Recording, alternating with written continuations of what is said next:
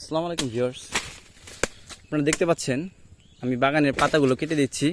আসলে কয়েকদিন যাবত এই পাতাগুলো কাটা হচ্ছে না, তো আমি চিন্তা করলাম যে পাতাগুলোর জন্য গাছগুলো বাগানটা অনেক খারাপ দেখা যাচ্ছে, এর কারণে আমি পাতাগুলো কেটে দিলাম। আবার আগে যেগুলো কেটেছি ওগুলো পরিষ্কার করে দিলাম। বাগান পরিষ্কার পরিচ্ছন্ন থাকলে আপনাদের বাগানে রোগবালাই কম লাগবে।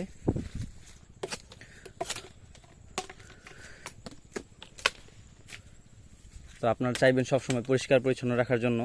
নিচ দিয়ে ঘাস হয়ে গেছে বৃষ্টির কারণে, বৃষ্টি আসে কিছুদিন পর পরই, যে কারণে বৃষ্টির কারণে ঘাসগুলো খুবই বড় হয়ে গেছে। তবে আমরা সময় আসলে এই ঘাসগুলো মেরে দেব, কিন্তু এখন বৃষ্টির মধ্যে এই পানির মধ্যে ঘাসগুলো মারা যাবে না। প্রত্যেকটা জিনিসেরই একটা পারফেক্ট সময় আছে, সেই সময় মতো কাজটা করতে হয়। আর তাড়াহুড়ার কাজ কখনোই ভালো হয় না, সেটা আপনারা খুব ভালো করেই জানেন।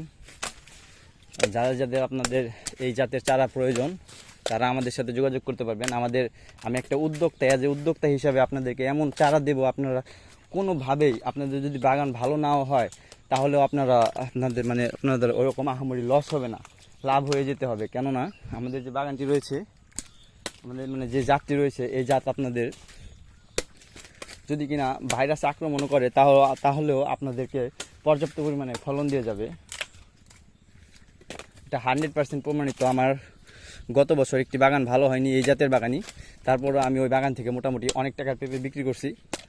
রোগাক্রান্ত হলেও আপনাদের ফলগুলো অনেক সুন্দর হবে যদি কিনা হয়ে যায় আর কি, কিন্তু না হওয়ার সম্ভাবনাটাই বেশি। আমরা ট্রিটমেন্ট করব, অ্যানালাইসিস করে আমরা যেসব ওষুধ দিতে বলবো সেগুলো দিবেন, দেখবেন যে আপনাদের গাছের কোনো প্রবলেমই হচ্ছে না। আমাদের গাছের আলহামদুলিল্লাহ এখন আমরা ট্রিটমেন্ট করতে করতে আমাদের এখন এমন একটা অবস্থা হয়ে গেছে, আমাদের বাগানে ওইরকম ভাইরাস অ্যাটাক করতে পারে না। আসলে ভাইরাস অ্যাটাক করবে কি, ভাইরাস এত সহনশীল এই জাতটি, আর প্রত্যেকটা ডগায় 3-4টা করে পেঁপে,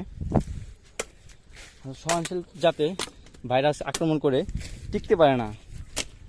এর কারণেই রিকমেন্ড থাকবে আপনাদের যে যারা কিনা আমাদের কাছে চারা নেবে তাদের সব কিছুর দায়িত্ব আমরা নেব, যে তাদের বাগান আমরাই উঠিয়ে দেব। ঠিক আছে বন্ধুরা, ধন্যবাদ, সবাই ভালো থাকবেন। আল্লাহ হাফেজ।